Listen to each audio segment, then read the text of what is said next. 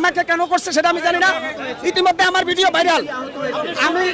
আমি সত্যের পক্ষে কথা বলি, শেখ হাসিনার ফ্যাসিজম জালেমের বিরুদ্ধে কথা বলি, খুনি হাসিনার বিরুদ্ধে কথা বলি। রমনা জোনে আহত হয়েছেন।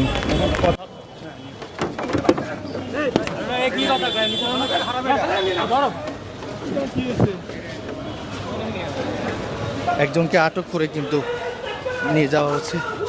তিনি নারায়ে তাকবীর আল্লাহু আকবার বলছেন।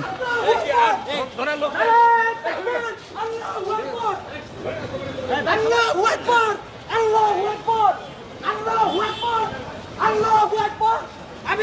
আমি ওকার সাইফুল প্রিয় দেশবাসী, আপনাদের কাছে আমি জানাচ্ছি, হয়তো আমি আর ফেরত আসবো না, আপনারা আমার জন্য দোয়া করবেন। আমি সত্যের পক্ষে কথা বলেছি। আমি হকার সাইফুল, দেশবাসী, আমার নাম হকার সাইফুল। আমাকে সবাই চিনে, বাংলাদেশের মানুষ। আমাকে কেন গ্রেফতার করছে আমি জানি না। আমি গতকালকে হাসিনার বিরুদ্ধে জাতিসংঘ একটা প্রতিবেদন দিয়েছে, তার জন্য আমি প্রতিবেদন দিয়েছি।